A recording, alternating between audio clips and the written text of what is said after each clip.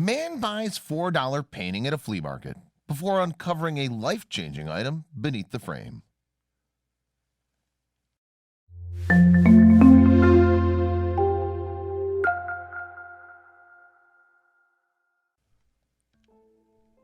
Flea markets open a portal and your wallet to a world of wild, miscellaneous finds that are guaranteed to spark your curiosity. With booths consisting of weird baby dolls, vintage designer shawls, broken watches, and stacks of age-old comic books, you're bound to find something alluring to spend your money on. Those cheap prices lured one Pennsylvania man to a nearby flea market, where he spent a measly few dollars on a small painting. Once he brought his purchase home, however, he noticed a small detail that made him wonder how the art piece even ended up at a flea market in the first place.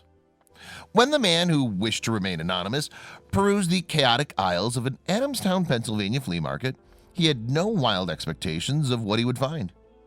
Even so, he never supposed his shopping trip would end up as it did. The buyer was known to be a flea market buff of sorts, routinely scavenging for items to boost his collection of antique stocks, bonds, and various paper items. In 1989, he found a peculiar little treasure that nearly rocked his world. A particular painting entranced the buyer, or at least its wooden frame did. Pulling out his wallet, the financial analyst spent a skimpy $4 on the old artwork, thinking little of the purchase. The painting, which depicted a subdued country scene, was old and ripped. None of those details mattered to the mysterious buyer, however, as he was simply interested in its frame. That's why the painting itself was destined for the trash can. So when the buyer returned home, he removed the painting from its handsome frame, only to find a small piece of linen paper measuring 15.5 by 19.75 inches. Something about this odd little piece of paper looked familiar to him. Now, the buyer had found various interesting flea market items throughout his many years of collecting, but his curious find was unlike anything he'd ever purchased, because when he realized what the folded document was, he immediately locked it away for safekeeping. The document was a copy of the Declaration of Independence, which dated back to 1776.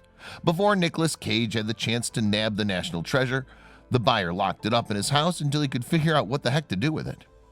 It took him a while to decide, because the priceless document sat in the buyer's house for months, until he finally gave in to his friend's urging that he contact Sotheby's for an appraisal. Sotheby's is considered one of the world's most prominent brokers of artwork, jewelry, real estate, and collectibles, so it's no wonder he trusted them with the antique historical document. But Sotheby's was skeptical. At the time, Selby Kiffer, the VP of Books and Manuscripts for Sotheby's, stated, "We literally get 2 or 3 calls a week from people claiming to have a copy of the Declaration of Independence. This time it wasn't a flim-flam or prank call." The Manhattan auctioneer's skepticism was understandable in view of what Kiffer has seen. What most people seem to run into is a reproduction of the handwritten copy with 56 signatures that was produced several months later, Kiffer explained. But after several experts took a gander at the yellowed piece, they all agreed it was the real thing. While the paper and the typography were both reminiscent of the era, an etching on its backing is what really sealed the deal. The handwritten seal of approval on the back that read "Declaration of American Independence, July 4, 1776, really finalized its authenticity. The buyer could hardly believe it. Why wasn't this locked away in a museum? Back in the day, once the milestone that was independence became official, Philadelphia printer John Dunlap printed copies to spread the good news to the people. One of those very copies was shockingly pinched between that cheap painting and its frame. While it wasn't a copy, it wasn't just a copy. The Sotheby's vice president, David Redden, surmised that just 200 of these original copies were dispersed to government leaders, the army, and the 13 colonies. The buyer's copy was one of just 24 that remained at the time. Considering the $4 flea market painting was in rough condition, Redden was amazed at the document's pristine form. Here was the most important single printed page in the world, in the most spectacularly beautiful condition, he said.